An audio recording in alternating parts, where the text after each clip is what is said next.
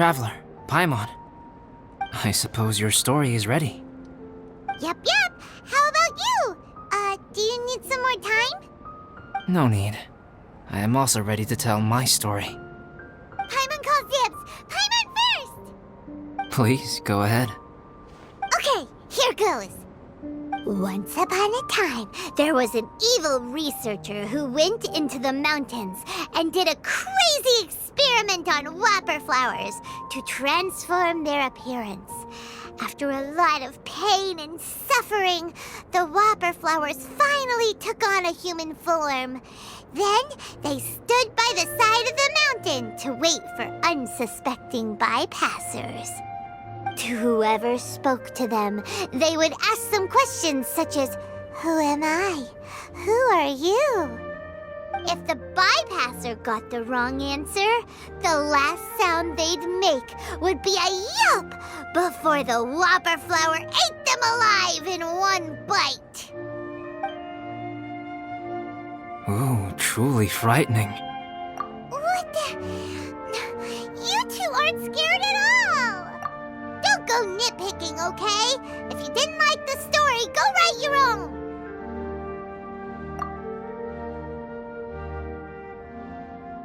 In other words, the whopper flowers would ambush and then completely replace their victims. And then what? Go back to where the person lives? Enter their home? Eat their whole family? Paimon made up this story, but now Paimon's the one who's scared by it. It's a good story. Oh, may I write it down? I may bring it up in future conversations. What for? Just to scare people with? Yes. You've got a real mean streak, Albedo. Mine is a little longer than yours. It starts with an alchemist. A great alchemist once created Subject 1. Subject 1 was her proudest achievement, and successfully blended into human society. No one ever would have thought that this friend of theirs was in fact a synthetic human. However, unbeknownst to Subject 1, the alchemist had tried the same experiment many times before he had come into being. Some of the rejects from failed experiments had been discarded, but had not died. Subject 2 was one such failed experiment. He was swallowed by a great dragon that came to rest upon a snow-swept mountain. Many years later, he was resurrected by the dragon's mysterious power. He saw all kinds of people on the mountain, including Subject 1, who had somehow miraculously blended in among them. Never in Subject 2's wildest imagination had he thought it possible for experimental life forms such as they to deceive everyone so successfully. He saw the way humans accepted Subject 1 as a friend, witnessed their affection as they addressed him by name. This was what Subject 2 wanted. Now, all that Subject 2 desired was to replace Subject 1 and take the joy of his existence for himself. This is giving Paimon the chills. So scary. Subject 2 began to unfold his plan. He stole Subject 1's books and notes and studied all that Subject 1 had learned from the alchemist. Subject 2 was highly intelligent, and he learned quickly. He changed his face into an exact replica of Subject 1's face. Then, he found a plant with mimicry capabilities and transformed it using dragon blood and alchemy.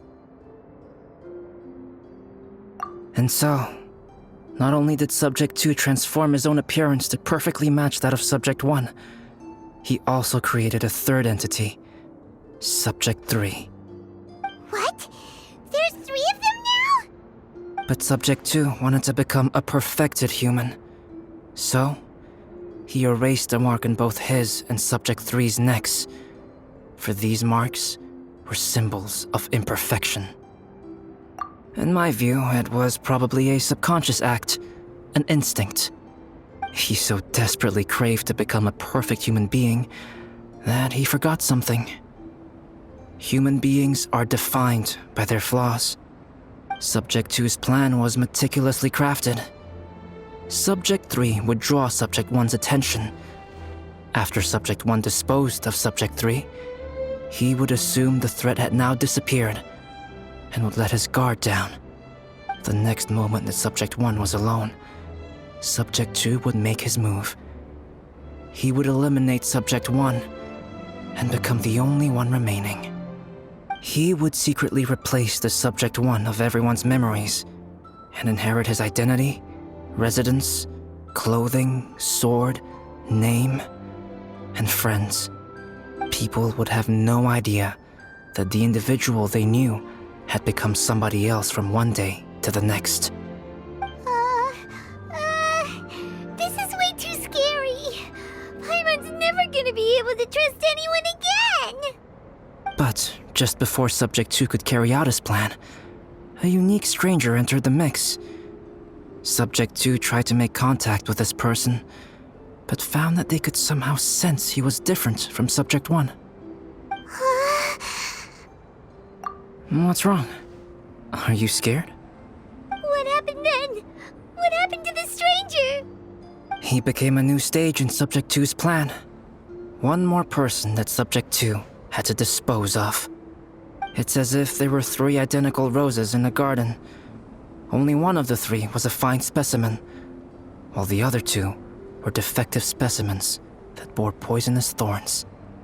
In all the world, only the gardener who tended to them could tell which was the good specimen. People do not like poisonous plants. Only a perfect rose can fetch a high price. If the inferior specimens wanted to conceal the fact of their worthlessness, they would have to take the gardener out of the picture, using their poisonous thorns. This is exactly what Subject 2 was thinking. So, he hid in the shadows and waited patiently. Maybe soon, he would get his chance to become truly human.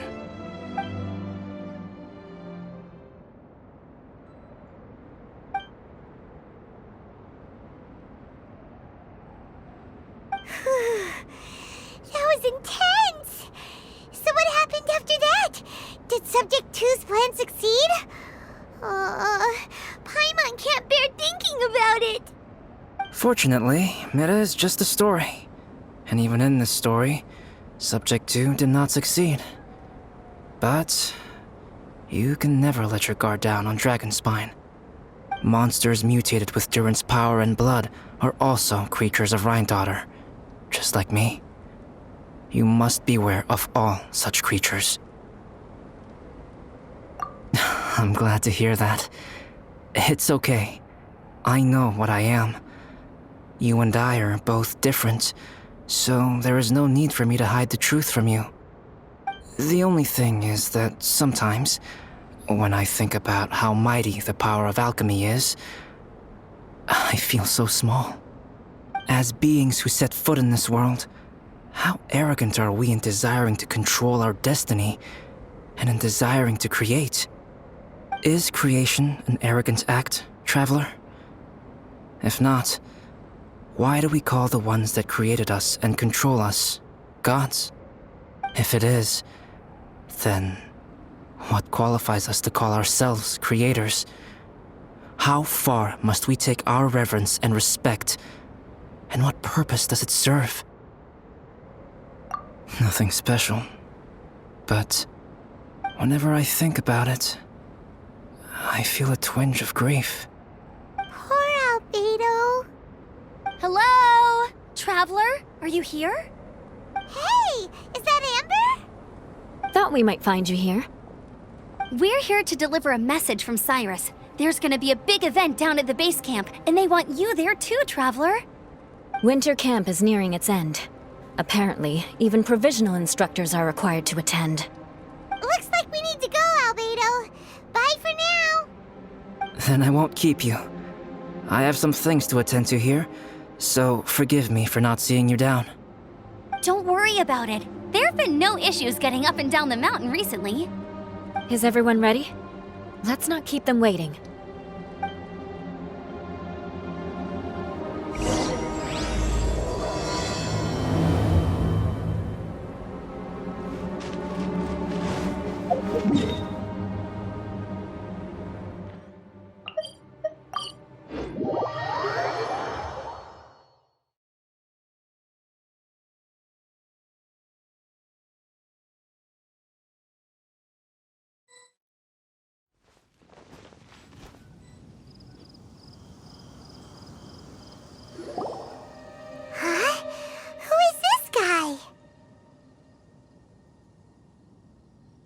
Allow me to introduce Yozerv. He's Joel's father. Dad, this is that traveler I was telling you about. The traveler's helped me out loads in the past, and this time we even built a snowman together. Joel has told me everything about you. I can't thank you enough. Wow! This is amazing! Wait a second. Why is Cyrus discreetly wiping tears away? And what is Pallid doing here? Pallid is the hero of the hour this time. Go on, Pallid. Tell us what happened in your own words. Okay. The weather was fine on that fateful day, and I had a feeling that Lady Luck was smiling down on me. So I trusted my gut and set off to explore somewhere new, somewhere dangerous. Because where there is great danger, there is also great treasure. Why does this sound so hard to believe?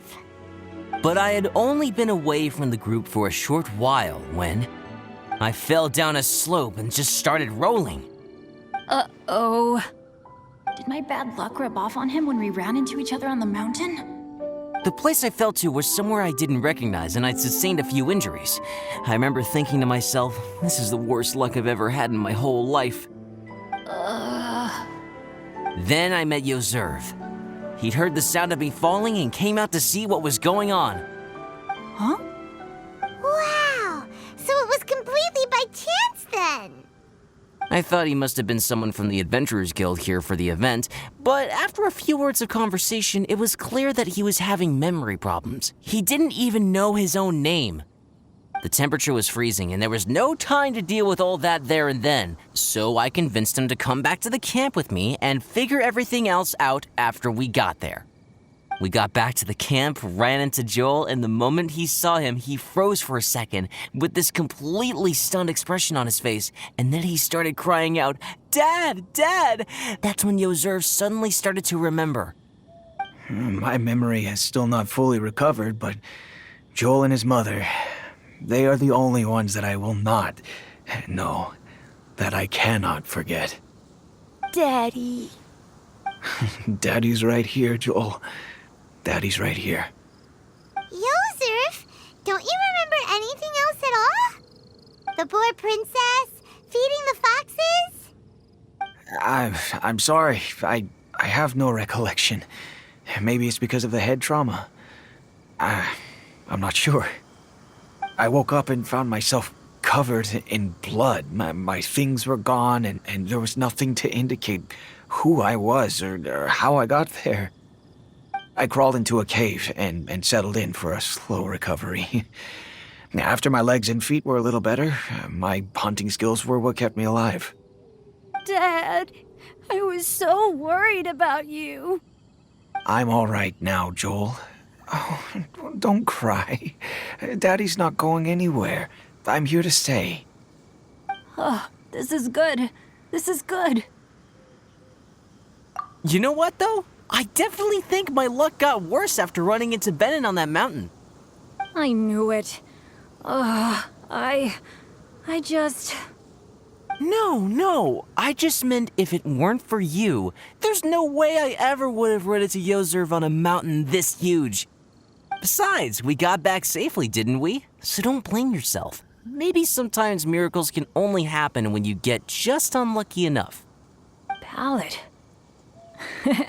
When did you become such a smooth talker, huh? Huh? Am I? I was just telling the truth. Oh, yeah.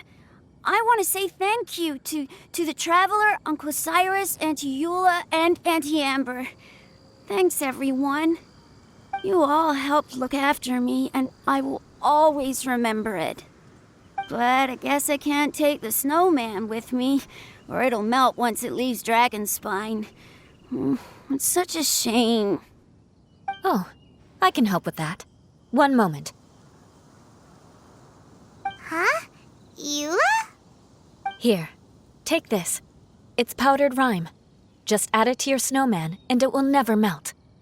Wow! Really? Oh, this is awesome! You're the best, Auntie Eula! Dad, I have an unmeltable snowman now! How cool is that? how can I ever repay you all? Thank you all. Thank you from the bottom of my heart. Dad, I want to go move the snowman.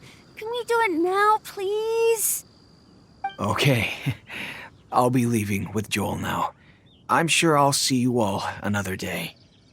Very well, very well. It's time for Pallet and I to have another discussion concerning his breaches of adventurer discipline. Huh? But Cyrus, I think I kind of made up for my mistakes this time, you know?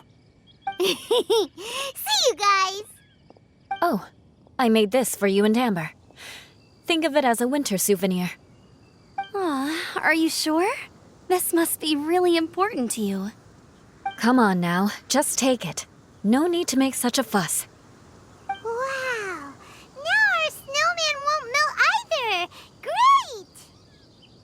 You're welcome. Just keep it, that's all I ask. Amber and I have some business to attend to now. See you later.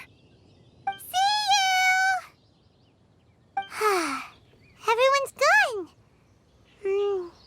Seems like they've all got their own stuff to do now. Oh! You know what? We've been on Dragon Spine all this time, and somehow Paimon still forgot to ask Albedo about how to make a fruit juicifier machine that could keep the juice fresh. Maybe we should try Timaeus again. He does seem pretty eager to please after all.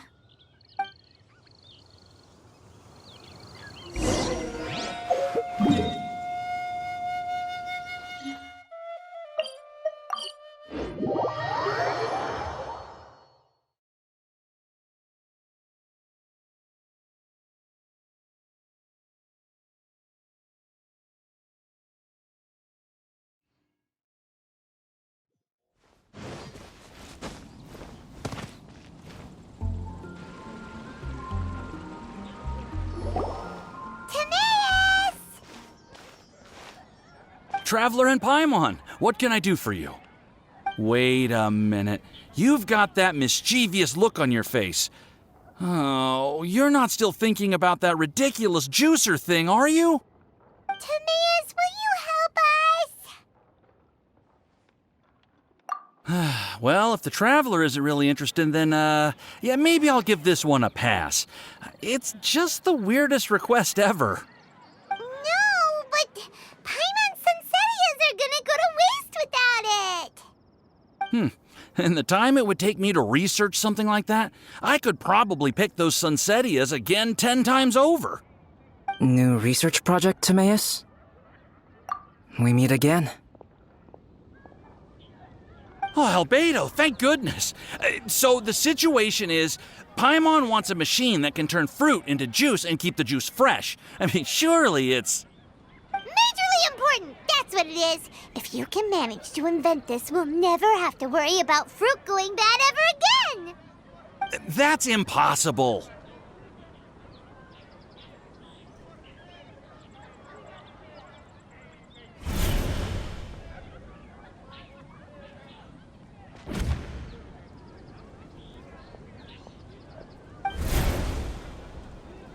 Turning fruit into juice is not hard, but keeping it fresh is more difficult. But if you simply want to keep the fruit from rotting, there are many ways to achieve this. Right, Traveler?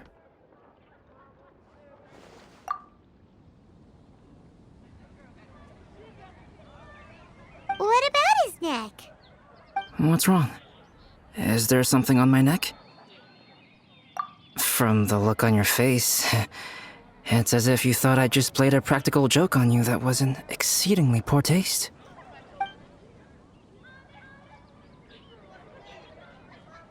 Albedo, you were saying, how do you stop fruit from going bad? Well, one way would be to bury your fruit on Dragonspine, where the snow never melts all year round. But then Paimon won't be able to eat them! You could always live on Dragonspine. No, too cold for Paimon. Or you can give the fruit to me, and I would take it to Dragonspine for you. But since you don't like the cold, you'd have to send someone else to pick them up when you want them. This is where you come in, traveler. Suddenly sounds a lot more feasible with other people doing all the work. Okay then, shall we go with that idea? Fruit buried on Dragonspine will stay fresh for much longer. However, it is also possible that the fruit will sprout and grow into fruit trees. Who knows? Maybe the next time you visit, it will have grown into an orchard. You can water the trees, add fertilizer, and when they finally bear fruit, you will have some fresh sunsettias. No way! Then Paimon will have to be a gardener. That's not the goal here. Oh? Well, I don't think being a gardener is so bad.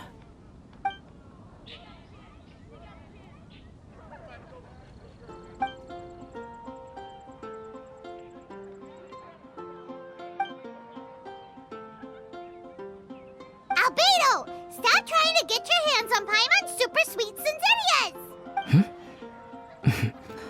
It bothers you, does it? Of course it bothers Paimon! They are the rarest, super duper sweetest Sinzerias ever! And they're not for you! Okay, but they're just Sunsettias. I think you're only so attached to them because you don't have much fruit of this quality in your possession. When someone's pockets are full and their spirit is fulfilled, they don't easily fall prey to this kind of yearning. Huh? Really?